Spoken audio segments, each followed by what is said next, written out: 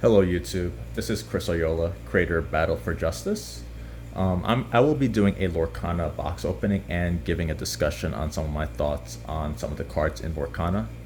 Presently, there are some online simulators, the most popular being Pixelborn.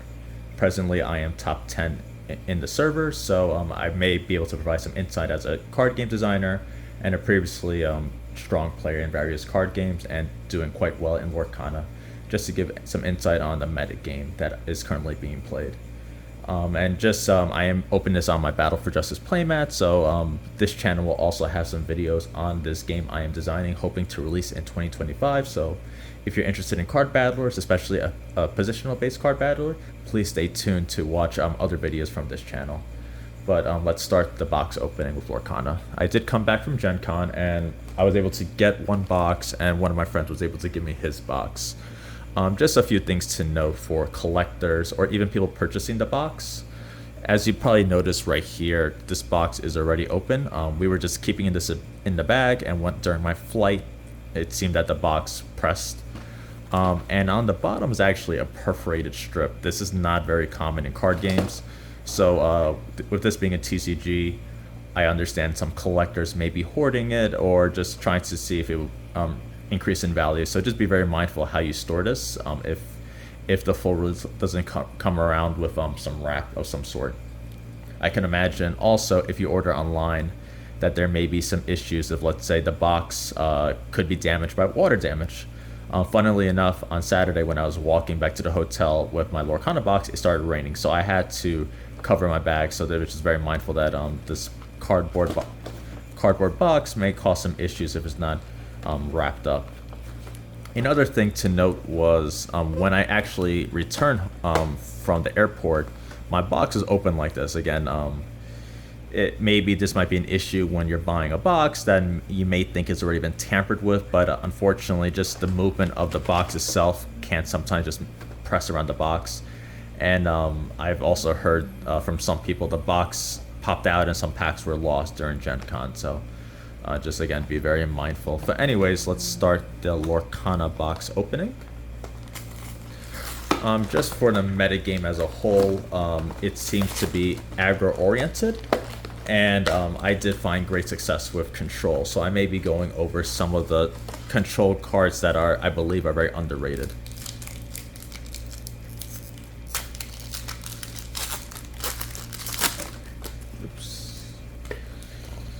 Okay, first Lorcana box pack opening.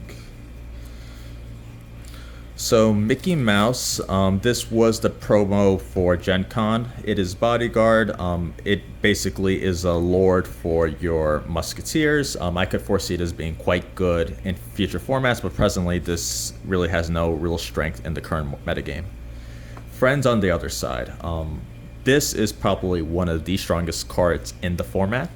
It is a song. What songs are is you can, instead of playing the card for its cost, which you can see on top, you can actually tap something that is currently ready. Ready is anything horizontal. When it's vertical, it's considered exerted. So if you tap, let's say, Mickey Mouse, you can play this card for free. And since I am doing quite well in Lorcana, just for advanced plays, leaving a guy ready there's very few ways to get rid of a card that is ready, and it is actually a very good play tonight. Even quests to gain more lore, keeping it in the ready state is often one of the best ways. Just passing your turn just so you can play your songs for free, because of the amount of tempo you can gain by keeping a card in the ready position. Next we have Dr. Faciller foil. I just want to feel the quality. So the foiling definitely feels there is a little weight difference. For anybody who has not played card games, typically we will be sleeving this in tournament play, and there is a minor weight difference. So I could definitely imagine if you didn't play with this card sleeved, this can create some weight issues, and you can sort of determine what this card is. So just for mindful of anybody, if Lorcana being your first TCG, which I can imagine for many people this will be very mindful if you're in tournaments. Please sleeve, just not only to protect your cards, but just to avoid any issues with marked cards, if you will. And Dr. Facilita 2-4, I'll be honest, it hasn't seen too much play, any significant play. Not the best card in the format. Magari, Flounder, and Sergeant Tibbs. I'll grade these both together. Anything that's inkable and is a 1-drop with 2/2 stats is quite good in this format. Being inkable, if you're playing the control or mid-range mirror, you could just toss it into your ink pool. And if you're playing against aggro, you can play a 1-drop with 2/2 power, which can trade with various cards. So I think every deck, if you're red or blue, should be playing this, regardless of your archetype. Because at the end of the day, all cards that are inkable can be utilized in any manner. Dinklehopper, not that good. Simba is probably one of the strongest 1-drops in the game. A lot of filtering, drawing and discarding is very good. And also for the archetype, I believe is steel, it is very good. The deck filters and tries to get through to their win conditions, such as a whole new world. Trident, You've Forgotten Me, Lilo, and Stitch. I'll be honest, Stitch, any of the red Ruby ranked win cons, I'll go over what makes a very good Ruby deck, because my top deck in Lorcana is a purple-red or Amethyst Ruby deck, and this card unfortunately doesn't make the cut. I prefer more better win conditions. So that was Pack 1.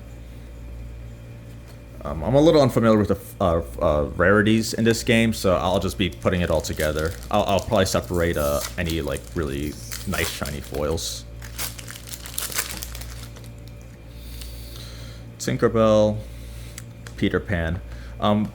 For the Emerald deck, the green deck, this is definitely a deck that is a lot of tempo oriented.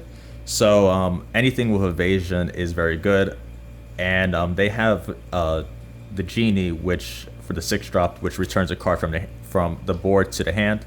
So this is definitely the aggro mid-range, and if you're trying to do any mid-range strategy where you're trying to address aggro and control at the same time, I don't believe it's a very successful archetype. But if you're just an aggressive, evasive deck with reach with the Genie, I think that's the better approach. And Peter Pan is one of the better attackers in the deck. Mickey Mouse, one of the reasons to play blue, it allows you to advance your inkwells by 1 it accelerates your inkwells. So Mickey Mouse is definitely one of the strongest cards.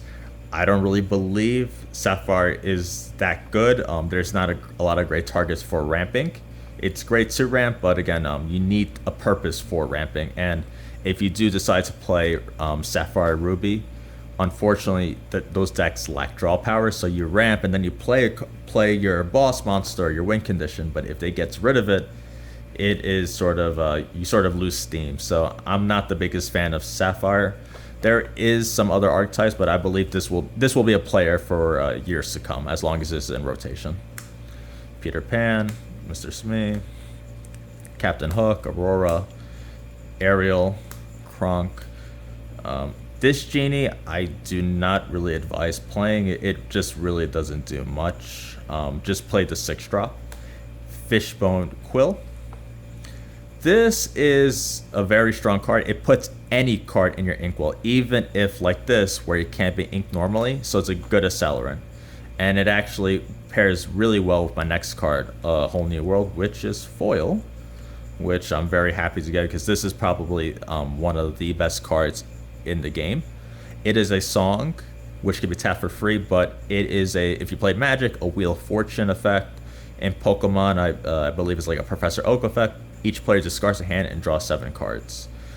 You would think this would be a balanced card because both players draw 7, but whoever casts it first, they can cast it for free. They get to play all their cards first, and also you can sort of time it whenever it's beneficial for you. And because of the shifting mechanic, which we'll go over once we see it, you can play this as early as turn 4. So a lot of the steel decks just basically throw out their hand and play turn 4 A Whole New World, and it's very game breaking. So Definitely one of the reasons why I prefer Amethyst Ruby decks, just because this sort of strategy doesn't really affect my game plan as a whole.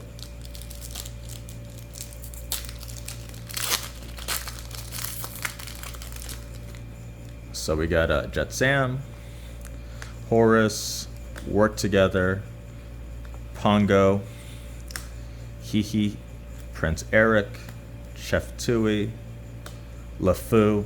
I've seen LeFou played in the aggro decks just because it's a 2-drop that does provide 2 inks. It is decent. I'm not the biggest fan of this archetype just because it's there's limited interaction, and the steel deck as well as the ruby deck can address the aggro, but it is one of the tests of the metagame. So if your deck cannot beat this archetype, it unfortunately it probably won't be that good in the metagame. Ransack, White Rabbit's Pocket Watch. I've seen this a lot online in Discords and Pixelborn. It basically gives any of the guy you play with haste for the turn. It is inkable, which anything that's borderline will always be good in this game as long as that's inkable. I'd rather play a borderline card or situational card with inkable than a okay to above average card that's non-inkable. So it's not the worst to play this, but in the control mirror matches or any time this card would be actually good, I'd rather have another win condition or another threat or another draw deck, a draw power, especially if you are an Amethyst. It's just something like there's better choices than to play this. Captain Hook, I'll be honest, I haven't seen this card played at all. Scar, 5/3, haven't played at all. And yep, that's that pack.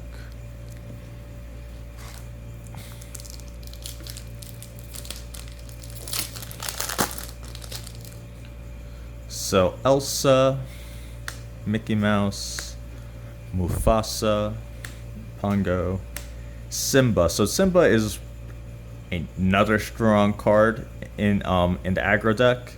So what basically it does is it has bodyguard. So when it enters the board, you can bring it to it exerted, and it will protect anything else. With bodyguard, you must address this before you attack any other targets. So typically they'll play the run drop and then play this. There is only one card that I'm thinking off the top of the head, which is why I play in Ruby. The 3 health at as a true drop is really backbreaking currently with the current card pool. But Ruby does have Gaston, which is a 4/2, which is also inkable once we see it.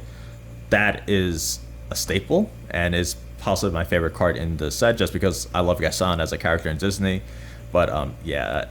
That's one thing I'll discuss about other Ruby and Amethyst decks. You need to have Gaston. So playing that watch we discussed in the previous pack, like removing Gaston to play that, I question that decision immensely. Fire the Cannons, it deals 2 damage. This is actually a good card. It is uninkable though, so I'm not the biggest fan of uninkable. That's why I'm not a big fan of Steel, just because some of their good cards are uninkable. I'd rather have my win conditions in Ruby and Amethyst be uninkable than just a little in-game thing, which can be sort of copied by playing Gaston or the 1-drops that deal those 1-drops that are 2/2. It sort of does the same effect in some ways. Captain, Reflection, Flynn Rider, one of the best cards in Emerald. It's a 2-drop that gives you 2 lore, but also whenever this is challenged, they have to discard a card. Definitely can affect the early game, just because the early game there's going to be a lot of decisions of how you're playing your cards, how you should ink or hold on to. And just for deck building purposes, just because I've tried every archetype until I found Emerald and Ruby as my main one. It's preferred to have at least 75% of your deck be inkable, which is about 45 cards, and the other 25% being uninkable. That's what I found a good ratio. So the last 15 cards. If you're aggro, you could probably go away with 60%, so like 35, 40 cards, and the rest being uninkable.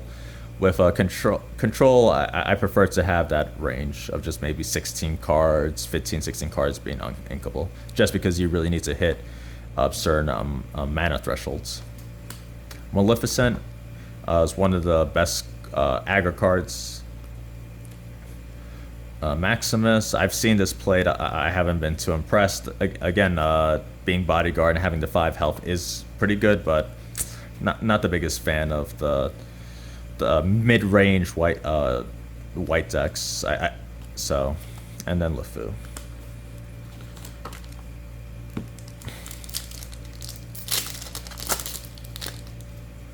So we got Freeze, Stolen Scepter. Develop Your Brain is quite good. One thing I believe is being played incorrectly, and I've noticed this in the early game. This is a card you play in the mid to late game. In the early stages, if you're actually hand deficient, you should be putting it into your ink zone rather than trying to find cards that could be inkable.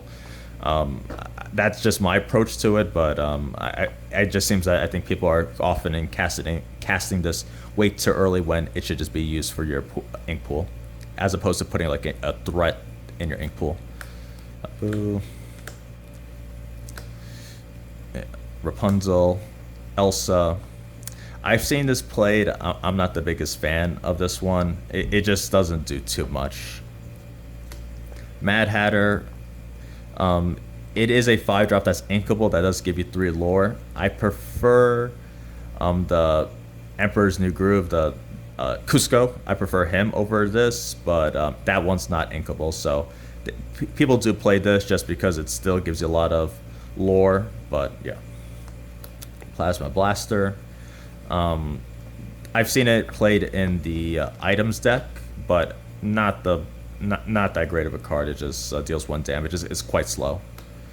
Aurora and Jug.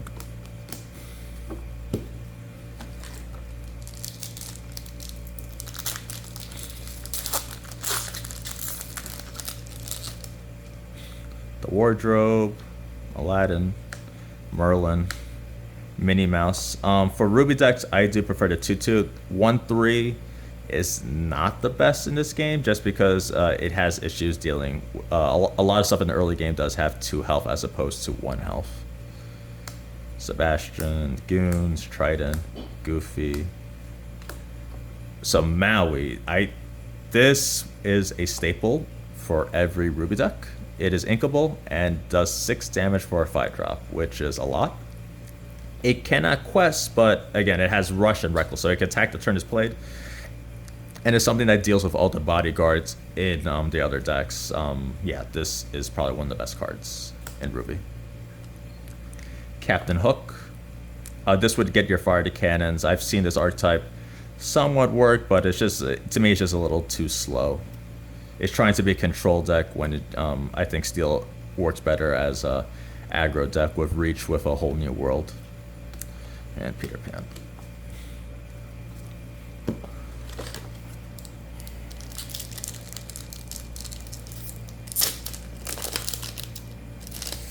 Maleficent. This is another great card. It is a 3-drop that is inkable that automatically replaces itself by drawing a card, but it also allows you to sing friends on the other side for free. So, as I mentioned before, playing this the following turn, I would never ever quest with it. I may attack if I'm playing against an aggro deck and have to sort of protect reduce their lore possibilities, but I often just hold on. I just keep it ready for several turns until I draw friends on the other side just to tap it, because it will lead to more cards. The tempo I gain for playing this for free is immense. So again, if you really want to win day one, outplay people, leaving cards ready and not doing anything until you can play your songs for free is the better way to play cards. Peter Pan, Buckley's, Minnie Mouse, Dingle Hopper, Break, Scepter, Cinderella, Simba. I haven't seen too much success with this card. I think this could be better in future sets, but unfortunately, I'm not a big fan of this right now. Lady Tremaine. I actually do believe this will be a great card in the future. Basically, returns any action card. So all the songs are action cards. Right now, there's just the format's just a little too fast for her to be good, and she's uninkable. But this is some cards to definitely hold on to and just watch. And Timon.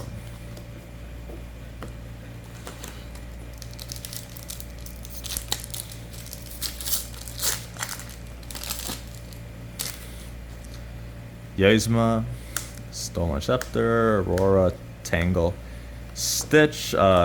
This one drop is very groundbreaking. Address this immediately. There is a shift Stitch for 4 mana, and that really allows this deck to thrive.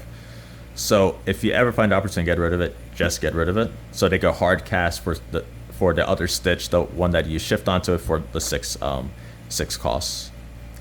Cerberus, Mona, Reflection. So the Queen. This is a great card. Typically in games, drawing 1 card is kind of slow, but on a 4/5 that gives you energy. Gives you ink. This is amazing. And drawing a card, you'll notice that the 4/5 is quite hard to address. That is why Maui is great, because it's a 5-drop that can address this 5 health. There's not a lot of cards that actually deal with it. And if someone was to trade just to prevent all the card advantage that you'll gain from this, it's probably going to get rid of it just because of that 4 damage. And Dragonfire. Dragonfire is overrated because it's uninkable, but it's still a strong effect. I still will play 4 copies in any Ruby deck, but it's definitely not like broken. It's quite slow. So that's why you need to play cards like Gaston and early game cards to address the aggro decks, because if you rely on Dragonfire to get rid of all your opponents' like aggro cards, it's not going to work. And then there is a 1 ink card, one ink cost card, Befuddle. I believe is one of the best cards. Most of the top Amethyst players in Pixelborn do play it, but yeah, definitely play it if it's very good. Jet Sam, Genie, Devil of Your Brains, Scar, Healing Glow, Kristoff, Dragonfire, Sven, Jumba. So Lilo, address this immediately. This card can go out of hand. So typically they'll team this up with Simba, where you just gain 2 lore and then you play the 2/3, and it's very hard to deal with it. That's why Gaston is very good early game, just because it can get rid of Simba and finally give you a way to address Lilo. Oh yeah, so this is probably the most number 1 combo that you'll see day 1 of Lorcana. And Tinkerbell, this card allows you to play a whole new world for free. Yes, this and it also is pretty good. It deals 1 damage to each opposing character. So this deck can address the Lilo deck, but I'm not the biggest fan of Steel as a whole, just because it lacks some of the reach that could deal with Ruby and Amethyst.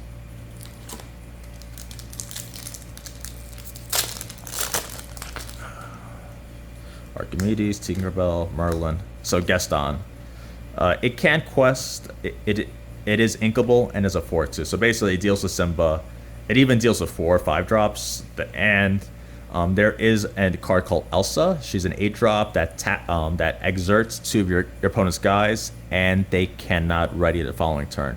So even in the mid to late game, this card can still get rid of big threats with a lot of health. So yeah, Gaston is one of my favorite cards in the whole game. Mr. Smee, Simba, Cut to the Chase, Ursula's Cauldron. I've seen this a lot in Ruby and Amethyst decks online in Pixelborn and in Discord chats. This is not good. Again, it's great if you're playing mid-range against aggro, but yeah, the format is diverse enough. Aggro is a player, and Steel is a good deck.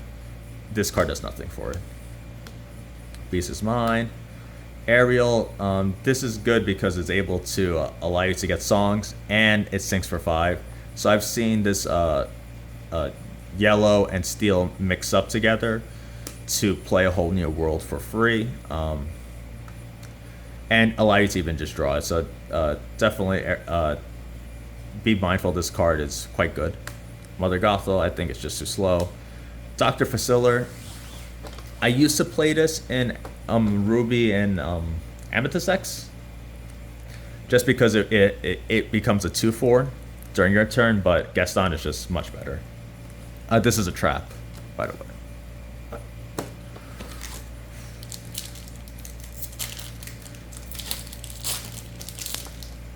Yeah, Faciller, Jasmine, Elsa, Control Temper, Hercules. So one jump ahead is another ramp card. It is uninkable, so towards the mid-late game, this is normally a dead card. This is the reason why I'm not the biggest fan of Sapphire and all its acceleration. It has all the acceleration, but there's no really ways to benefit from it, and it's just mid and late game, these are just do-nothings. LeFou, Frying Pan, Agu, Bell, and Lantern. Bell is a win condition for the Sapphire decks. Once you have 10 or more cards in your inkwell, this now gives you 5 lore. And during your turn, you may play an additional card from hand into your inkwell face down. Just the Sapphire deck doesn't have a lot of options, but this effect is unique, and I don't expect similar effects to be reprinted, just because in other card games, typical cards that have this sort of effect line are not made in duplicates. It's just really one-offs. So definitely I would keep Bell and just be mindful. This is definitely will affect the formats in the future. And Lantern is another great card for the yellow deck. Basically, it is an accelerant, so you can play all your guys, especially with Stitch when you're exerting cards to draw a card. It is uninkable, so it's solid, but just again, being uninkable may affect you when you're trying to construct a deck, and you may miss your drops. I've noticed sometimes the yellow deck does lose. Sometimes just because they can't reach up to 4 ink because they've been playing all their aggro cards at the beginning.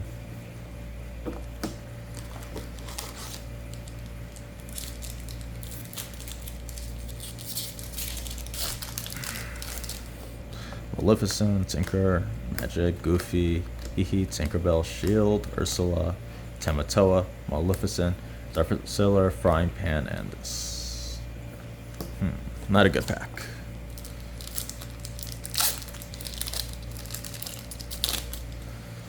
Elsa, Genie, Aurora, Sergeant Tibbs, Stitch, Goons, Eye of Atlantis, Maximus, Smash, Scar, Tika, One Jump Ahead. No.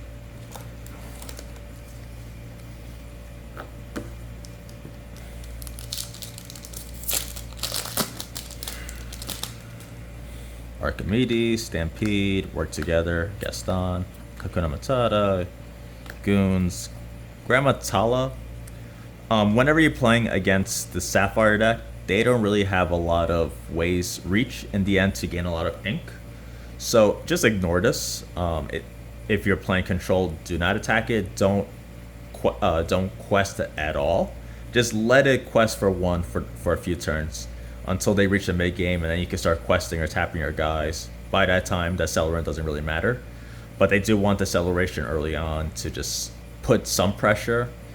But yeah, I'll often be, once I see a Grammatala, I will not quest any of my guys from turns 3 to turns 6 and 7, and then I'll start questing or tapping my guys, and then by that time, this accelerant means nothing to them. Mickey Mouse, Starkey, Steal from the Rich. I've seen this. This actually was kind of game breaking to me for one turn. I would like to test this some more, but I'm just not too sure if the Emerald deck is that good. But this is something that definitely something to look out for. Just because if you have a board full of guys, this can definitely recover your life. Rapunzel.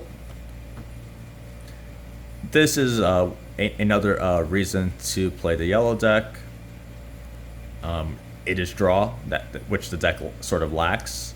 So definitely be mindful of this card when you are questing. So if, for example, if one of the guys is a 3/3 and he battles a 2/2. Sometimes it's not worth questing and just leaving these guys when when they will have at least 4 ink the following turn, because often they will just attack it and then just heal up and then draw 2. So sometimes it turns 4 through 6, I may not quest or just do anything. It's not worth 1 quest or 2 quests just because I'm a control deck. It's not worth them drawing a couple of cards in the mid game, and then which those cards can lead to applying pressure. And then Hercules.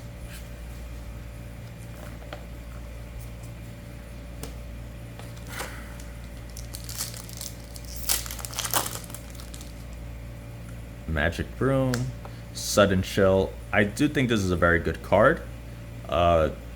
It's a discarded card, which typically isn't great in card games, but it is inkable. So again, situational cards that are inkable will always deserve a spot in anyone's deck. Violocletes, he got a sword, Control Temper, Captain Hook, Tigger, Pascal, Cheshire Cat, Jasmine, Float Sam, Mickey Mouse.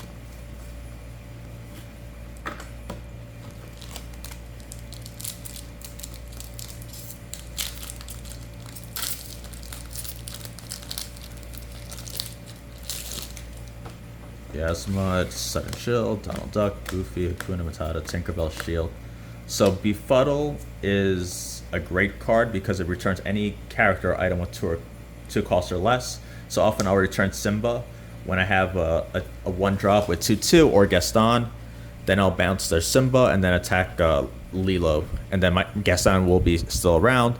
They lose tempo by having to replace Simba or inking it. So, and then of course it is inkable, so it is great regardless.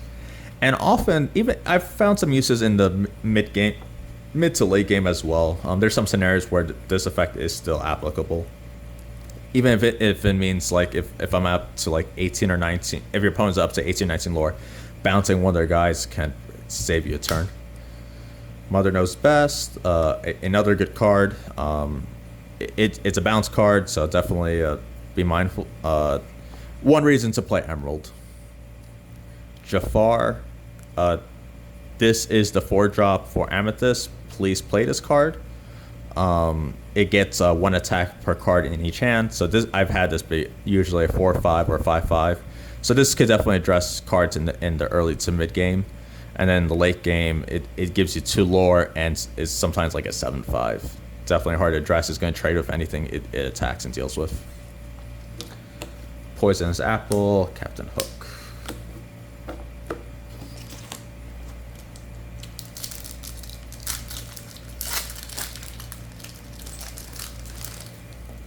Friends on the Other Side, Mickey Mouse, Golden Flowers, Scar, Timon, Aladdin, Belle. You Have Forgotten Me, Beast, Scar. This Scar isn't good. Maybe in future sets, but I really haven't found use for it.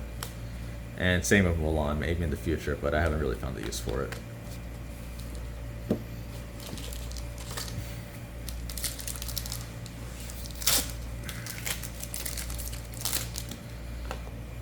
Freeze, Vicious Betrayal, Donald Ducks, he's got a sword. Pumbaa, Fire Discan, Scepter, Be Our Guest, Simba, Be Prepared. Yeah. So this is my favorite one. Again, one of my favorite cards. I really love Ruby. It is the only, if you play Magic, the only Wrath of God. Banish all characters. If you are playing Ruby, even though this is, so I guess I'll discuss how I deal with hand mulligans. I typically will mulligan anything that's uninkable, except 1 copy of Be Prepared. I always want to keep this in my opening hand. I need a copy of this. Just because if you do stabilize during the early to mid game with the Ruby deck, often your opponent will just start leaving everything in the ready state, and then they'll try to do a whole swing once they're able to. But Be Prepared is able to deal with this. And also you can orchestrate gameplay where they're still forced to play cards out, and then just in hopes that you don't have this on turn 7. So this is another reason why I always keep this in my opening hand. I always want to ensure that I can play Be Prepared. Musketeer Tabarade. It's actually decent. I've seen, it's been annoying. Based on anything bodyguard, you draw a card, but I just don't think there's enough cards with bodyguards to really justify playing it. Maybe in future sets, it's hard to say how good this will be, but I've seen it to be successful, but I'm not the biggest fan, to be honest. And again, it's uninkable, so I don't like above average cards that are uninkable, because there might be times where you have no guys with bodyguard, it's just a 4-drop that does nothing. And Jafar.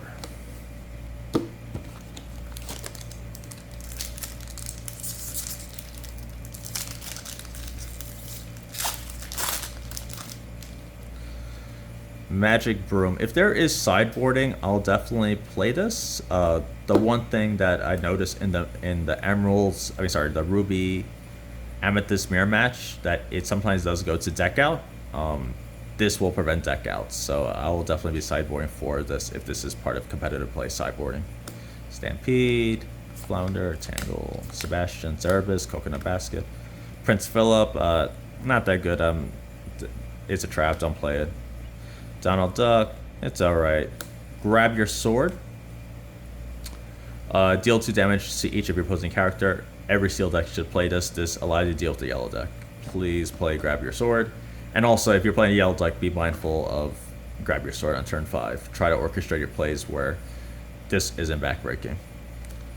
Mickey Mouse, something to definitely look out for in the future sets. Whenever Bruins banish in a challenge, you may return this card to your hand. So definitely, I might even also side it when I'm siding the Broom in the mirror match, but we'll see how sideboarding works in Lorcana. And Musketeers Tabarade.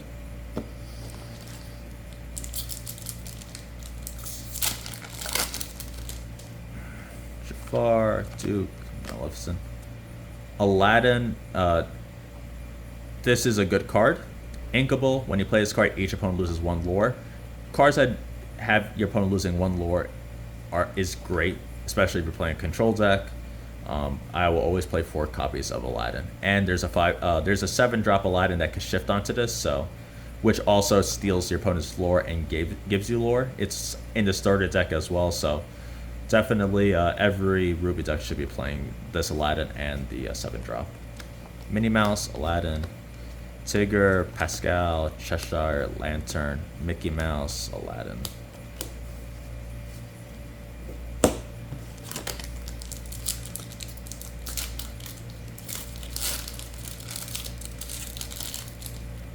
Tinkerbell, Vicious Betrayal, Mufasa, Boost, Timon, Prince Eric, Donald Duck, Rafiki. It is a 3/3 that it can attack, that can challenge the turn it's played. I don't believe this is good. It's uninkable. For mid-range aggro, a 3/3 body is not that good. Maui, being a 5-drop that's a 6/5, is significantly better. And yes, again, for me, Gaston serves the role as a 2-drop of a 4/2 is a better body. And when I'm playing my 3-drops, I really want to play Maleficent. I want to do my draw. So Rafiki never really fits into my curve. It's highly overrated. I've seen so many Amethyst decks play this, and to me, it just serves no purpose. I want my uninkable cards to be prepared, dragons, fire, stuff like that. Rafiki doesn't fit that bill. Dr. Faciller's cards. Just in Time. I've seen this played to great success. So basically, you get to play your 5-drop early on, or 4-drop. I just don't think there's enough ways to abuse it right now, but again, this should be on everybody's radar in future sets. Taka and Mickey Mouse foil. Nice.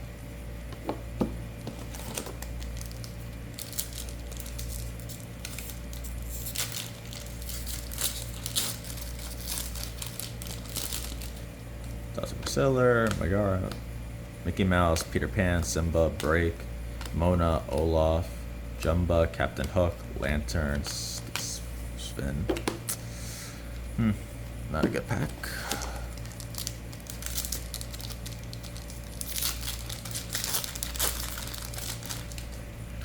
Jafar, Aladdin, Jasmine, Elsa, Healing Glow, Kristoff, One Jump Ahead, Be Our Guest, Frying Pan, Do It Again, Tamatoa.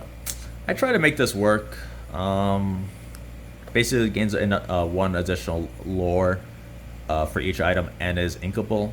I just don't think the item deck is that great. it just I would keep this on everybody's radar because you can accelerate this quite early, probably turn 5 and 6 often enough. But it's just the Ruby and Amethyst decks can't deal with this effectively, and then just the aggro decks just completely ignore it. And Magic Golden Flower.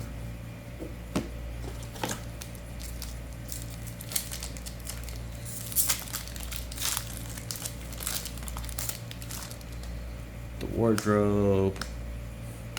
Maleficent, Aladdin, Cerberus, Fan the Flames, Anna, Jasper, if it's not Baroque. Ooh, foil, be prepared. So Hades. If you play Magic, this is a Path to Exile. Path to Exile is great in modern, legacy, or eternal formats, but it's never that great in. I mean, it's great in standard, but it didn't shine just because typically in standard you'll be going to higher mana thresholds, so the Accelerant actually can help your opponent in some cases, and that's what I feel of Lorcana right now. That even though this has a great effect, when it's the mirror match and control, Accelerating opponent is kind of not the best thing you want to do.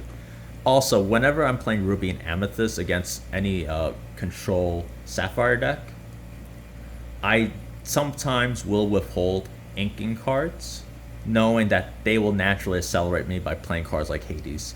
Sometimes I'll miss my 8 or 9 ink just because I'll play a threat, having them cast Hades early on, which will allow me to accelerate to my 8 and 9. So just a little gameplay. Sometimes let them accelerate you, and then you can address Hades later on. So we'll open up the second box.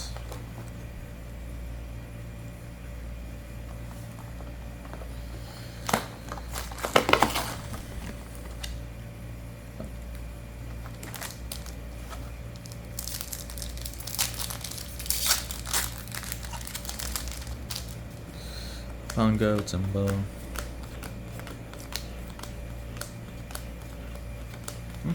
Okay. I'll go a little faster now, just to see.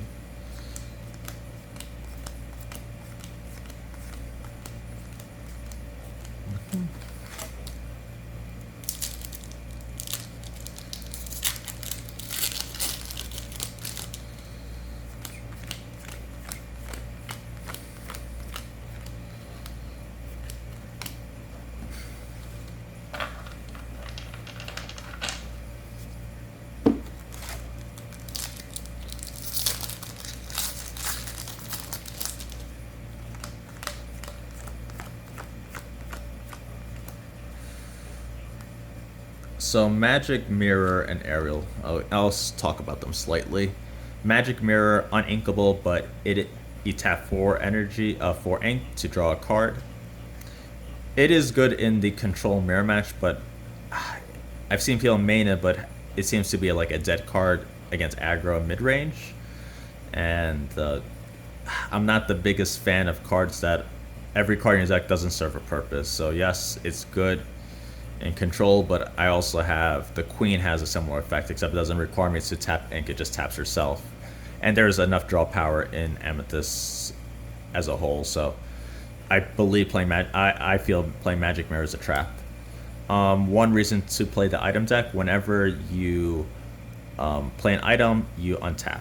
So there's ways to increase your ink with another item, and you could potentially game some. It's serving as an OTK. This is a card to definitely watch for, but there's not enough items currently to make Aerial tier 1 deck.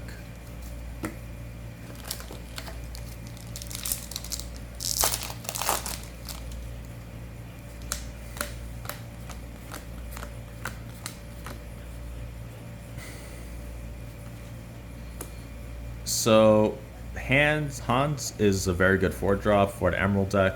Play it just because it gives you 3 lore.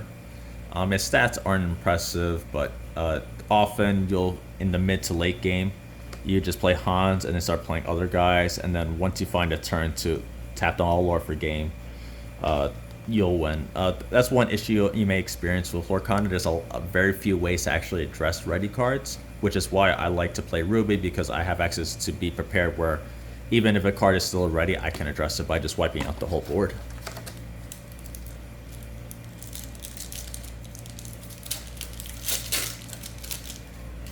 Gaston.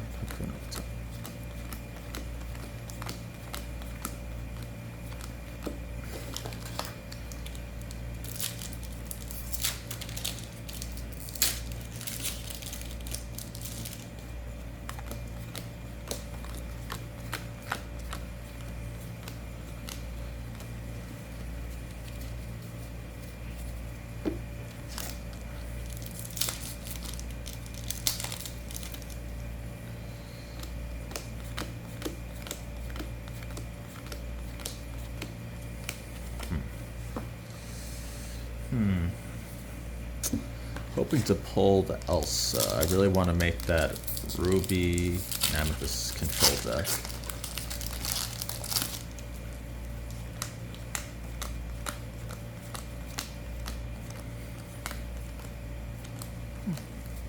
Well, I do have some good foiling. Hopefully, there in New York, where I'm based out of, there will be organized play. So, there is a store called Silk Road Gaming in Chinatown, which will be hosting and one of the card events. Interesting. Hosting events. So, definitely, if you are in the New York area, to check out Silk Road Gaming. They will be selling Lorcana. I talked to the owner. He said that he will be having boxes in September. Genie. This is your top end, in my opinion, for all Emerald decks. Just play this. Being evasive is hard to deal with. There's not a lot of evasive guys to deal with this, and the bouncing is such great tempo.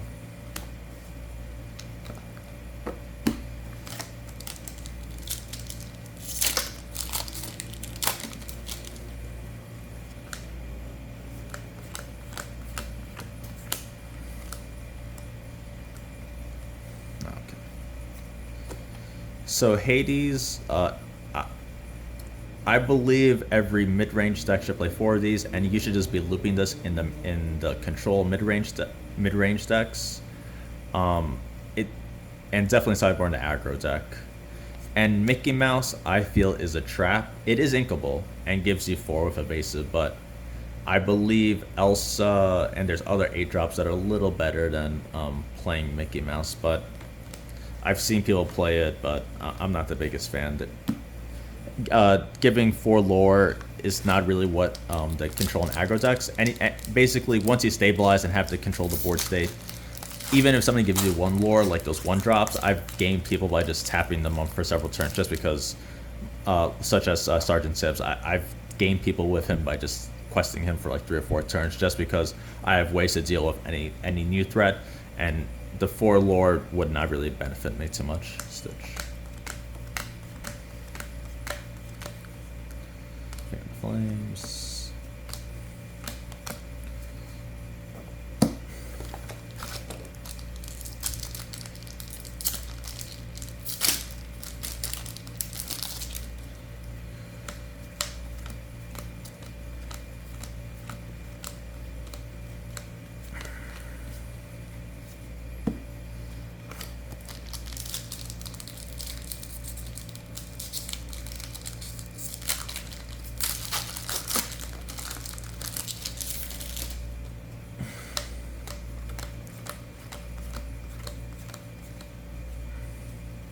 Ooh, pretty good pack, actually.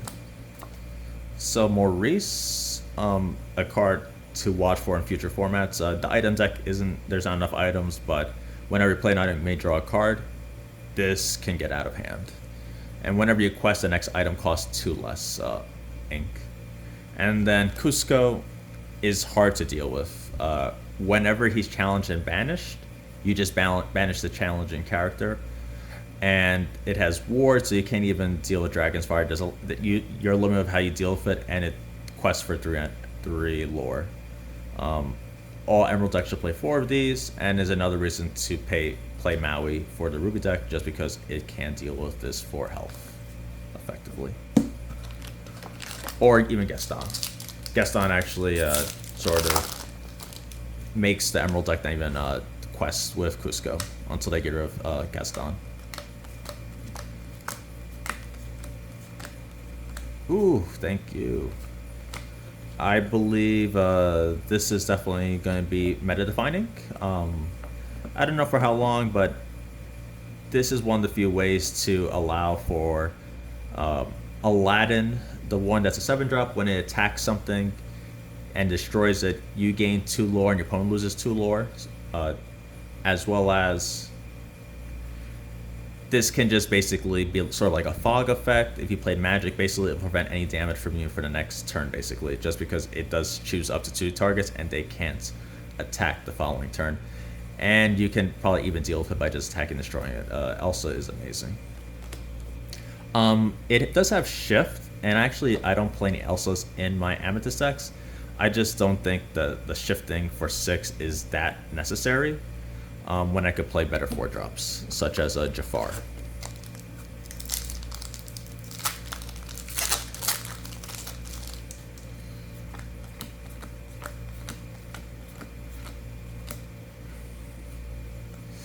Zeus, I believe, is quite overrated, even though it becomes a 4/4 when you attack. When it's on your opponent's turn, is simply 0/4, and it is uninkable. I'm not that big a fan of this. Let It Go is inkable, and it is a song. It is Path to Exile. Basically, choose one of your opponent's characters and exert it. So again, when you're playing against Sapphire decks, when possible, if you know you can play a threat, don't play any additional ink. Let them use Let It Go or Hades to get rid of it, just so they can accelerate you. And if they don't actually cast it for the song cost, that is a massive loss to tempo. They have to use their whole turn just playing Let It Go.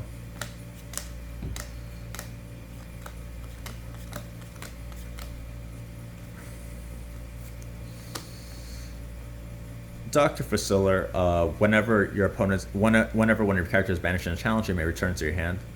It is very good as a sideboard card. I just don't think there's a lot of times challenging isn't really involved with Amethyst decks. They're just more of drawing cards and then playing removal, either with using its steel, with using the removal from Sapphire, or in Ruby. But I will definitely sideboard this for certain matchups.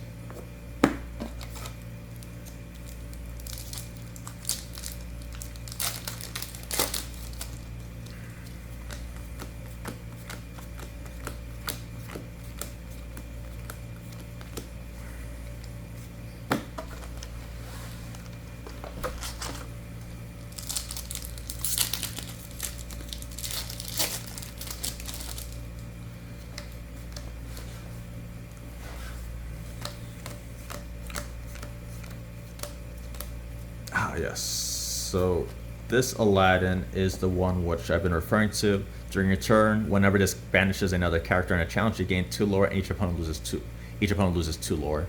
So Elsa forces them to exert their guys, and you could just wipe them out. Because often once you play Aladdin, your opponent won't be questing until they're able to address Aladdin. So Elsa just forces them to exert it, and then you get rid of it one by one. And it can be played as early as turn 5. And Be Prepared is a song, so sometimes I'll just even just tap this guy to cast Be Prepared for free.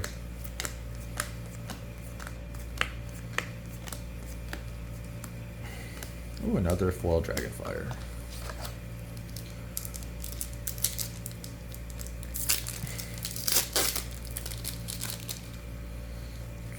Ooh, looks like I got something nice. This card back. Oh, nice. I got Maui. Maybe not the most valuable card and what, but definitely will be playing this. Ooh, it looks beautiful, and yeah.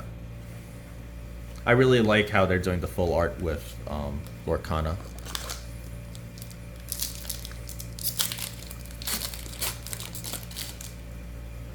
Another pack that got bent. I guess it's something we got to be very mindful of, just how it's being shipped, because it seems like some cards in my front are getting bent when I open it.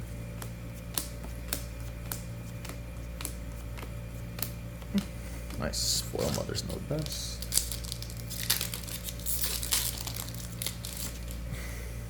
Yeah, another card that's a little crinked.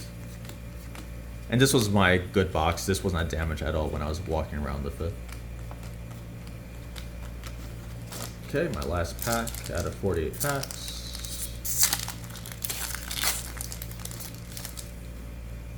Peter Pan, Elsa, Mickey Mouse, Mufasa,